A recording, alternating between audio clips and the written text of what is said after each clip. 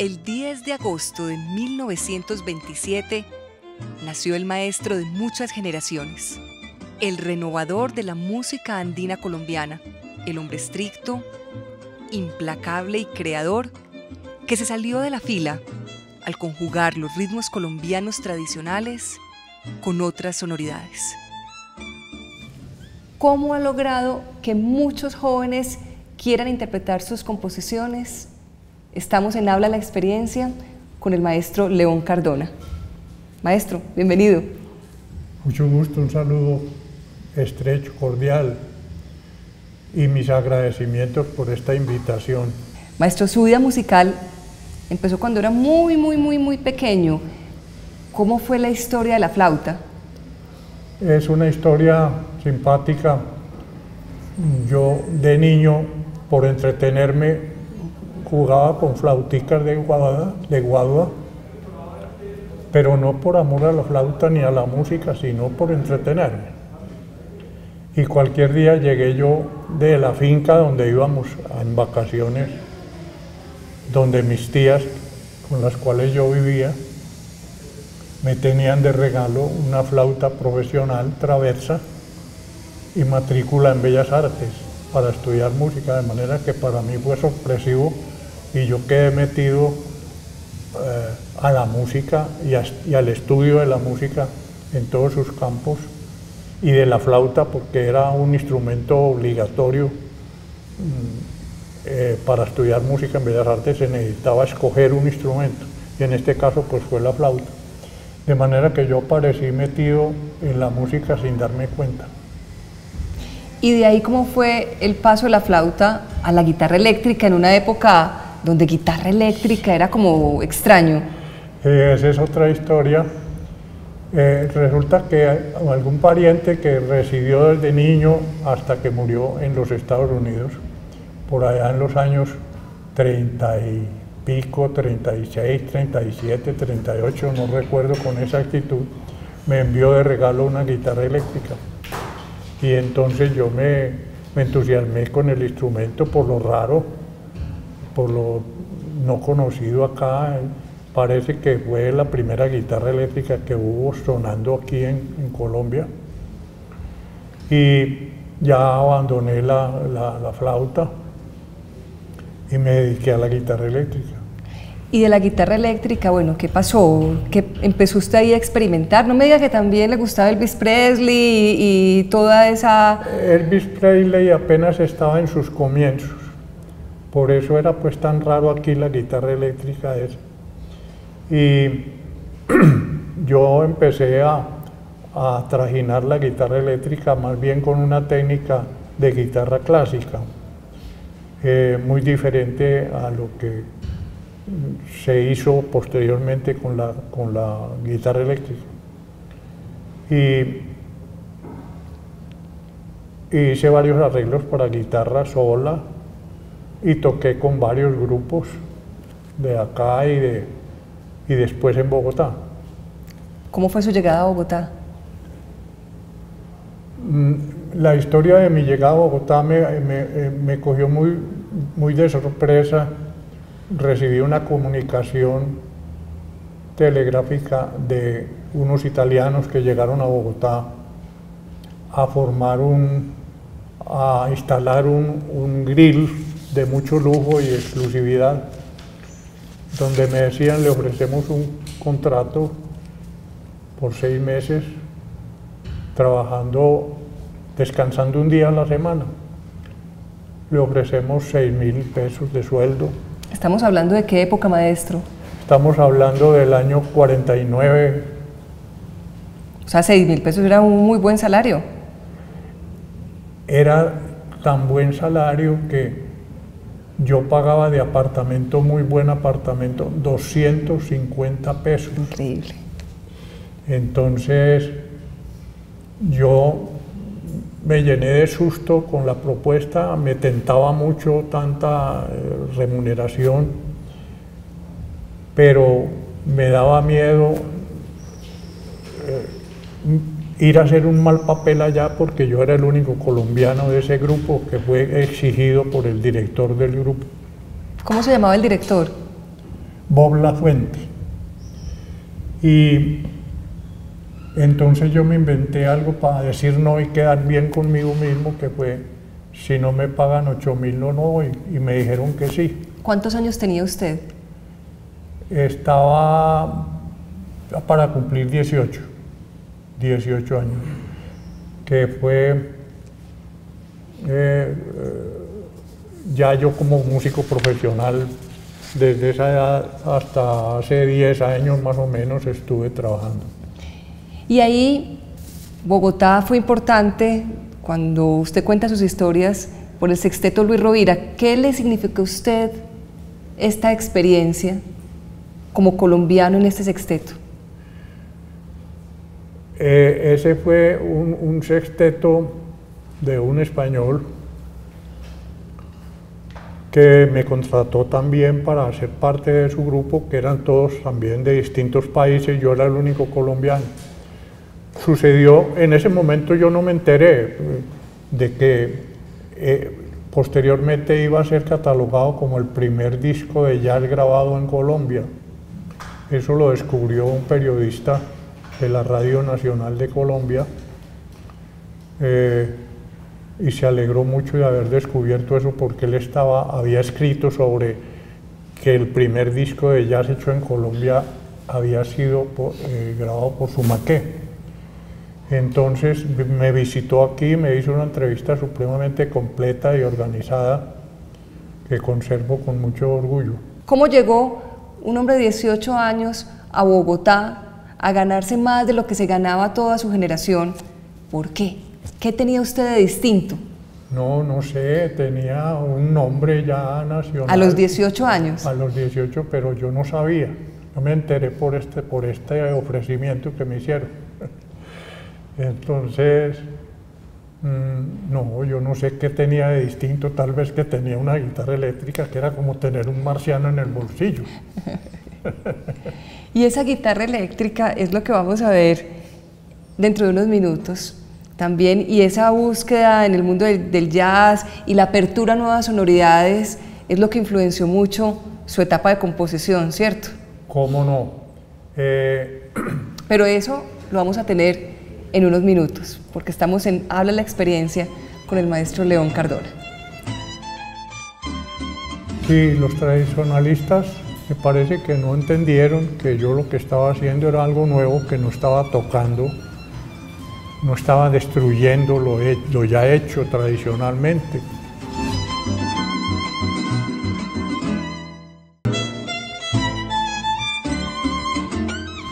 Yo no sé qué tenía de distinto, tal vez que tenía una guitarra eléctrica, que era como tener un marciano en el bolsillo. Desde 1950 a 1965 el maestro León Cardona estuvo en Bogotá. Maestro, ahí tuvo usted la posibilidad de encontrarse con todas las sonoridades y con todos los ritmos del mundo. ¿Cómo no? Yo como intérprete de música con la guitarra eléctrica, dedicado a música de jazz en primer término, música del Brasil y otras músicas modernas en esa época,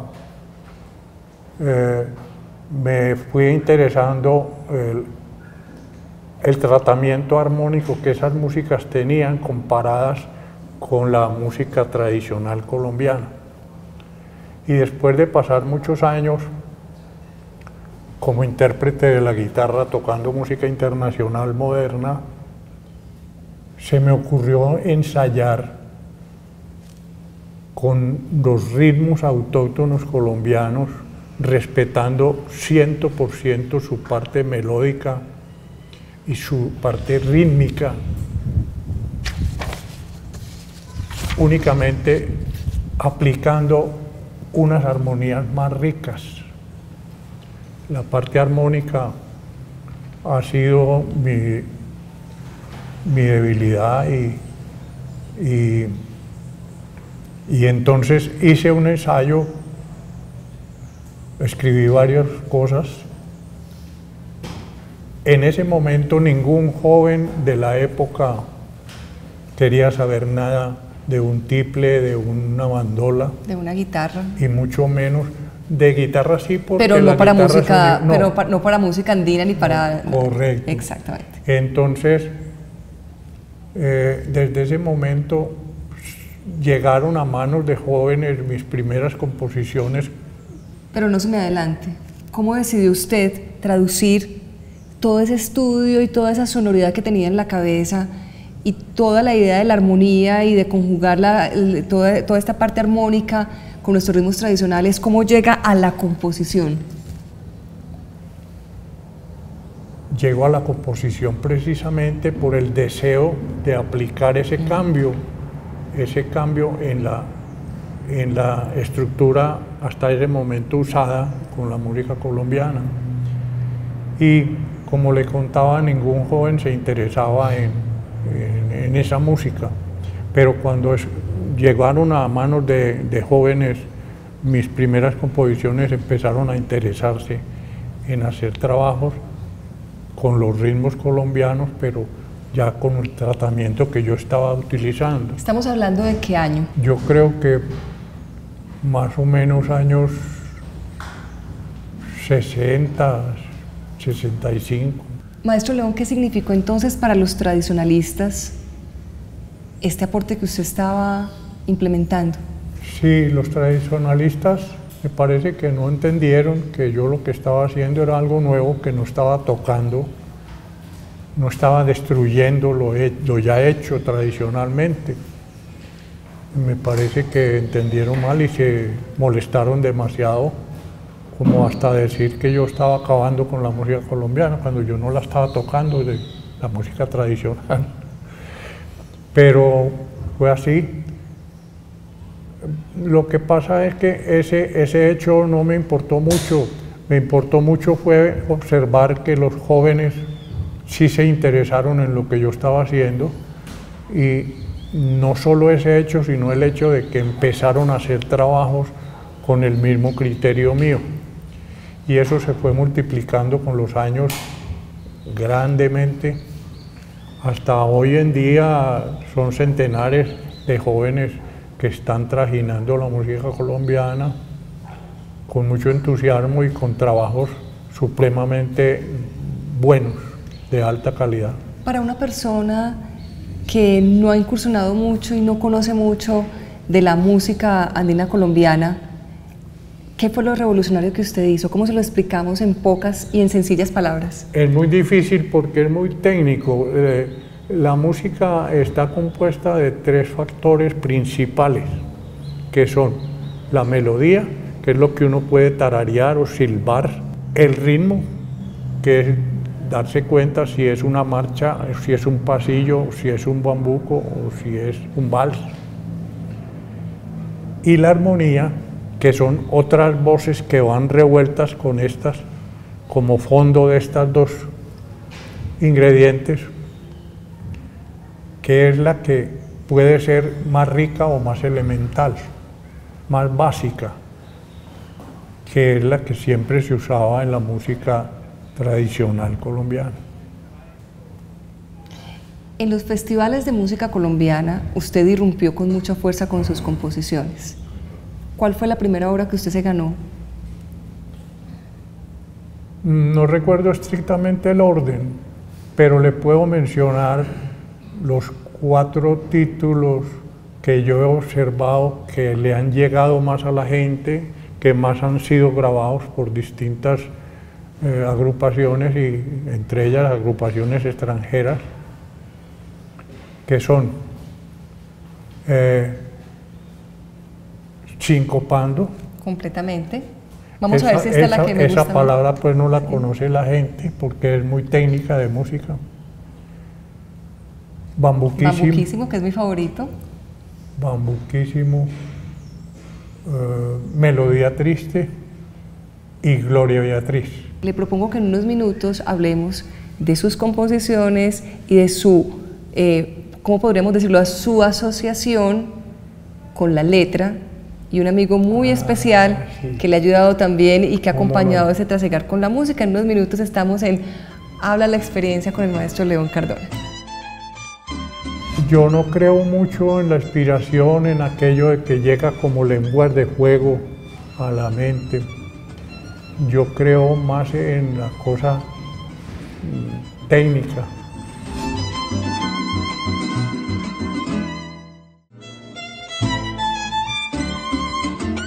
Se me ocurrió ensayar con los ritmos autóctonos colombianos, respetando 100% su parte melódica. En este recorrido por la vida del maestro León Cardona hemos conocido toda su experiencia desde la niñez con la flauta traversa, la guitarra eléctrica y las composiciones, pero nos falta conocer un poco, maestro, de su vida como productor musical.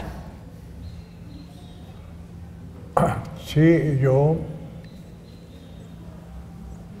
produje grabaciones de varios duetos como Espinosa y Bedoya, el dueto de antaño, Obdulio y Julián, los duetos de esas épocas.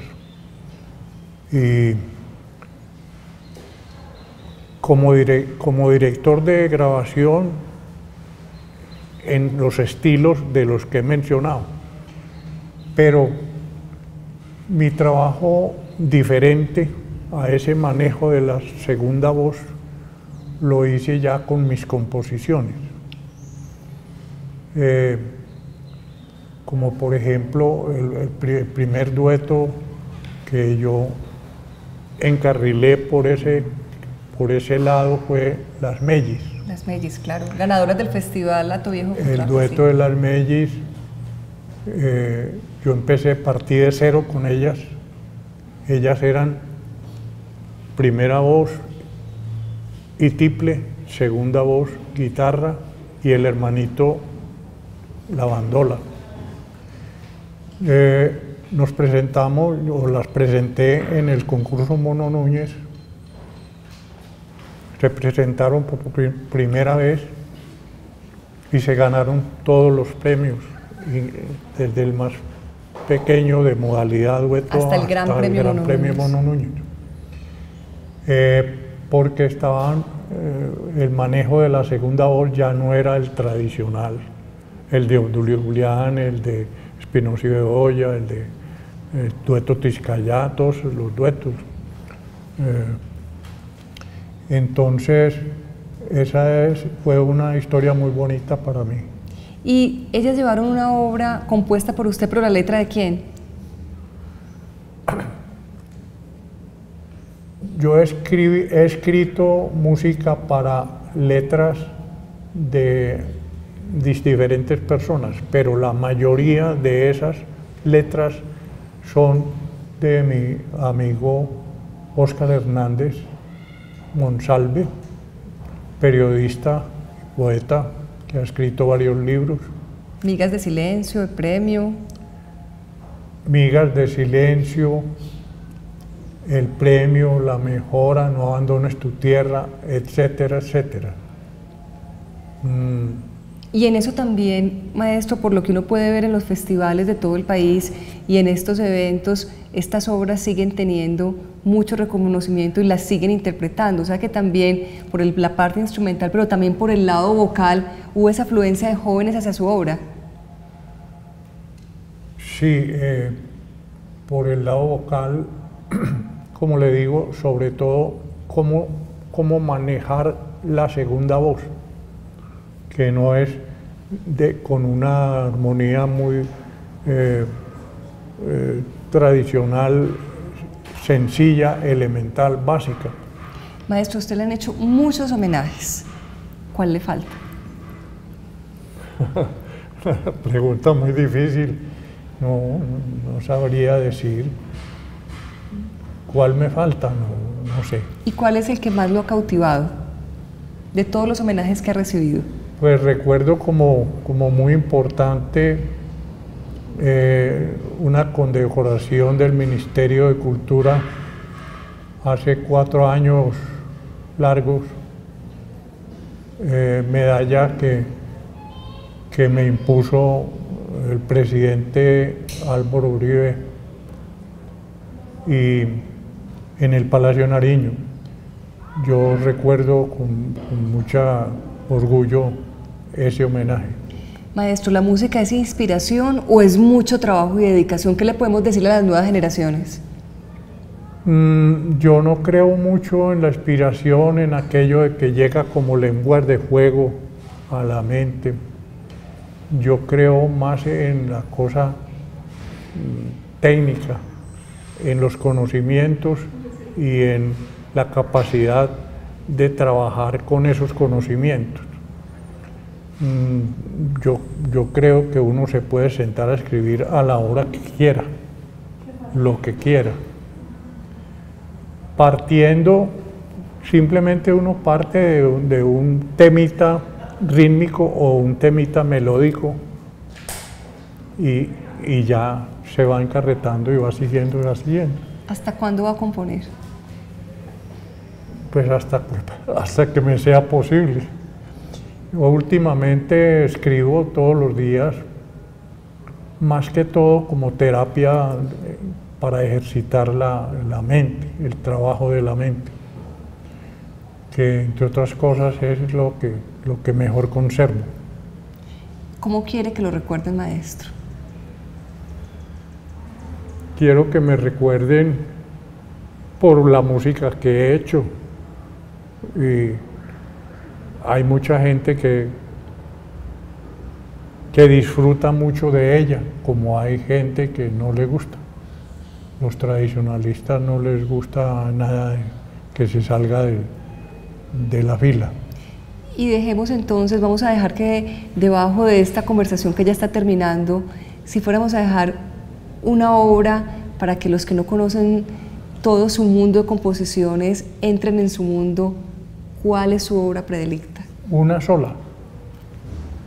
Yo creo que la que más interés muestra es el Bambuquísimo. Y con Bambuquísimo, maestro, le agradecemos mucho haber estado acá. Habló la experiencia del maestro León Cardona y ustedes están escuchando entonces ahí en este momento su obra Bambuquísimo para cerrar este encuentro. Maestro, muchas generaciones le deben mucho. Muchas gracias. Muchas gracias a usted y a Teleantioquia. Habló la experiencia.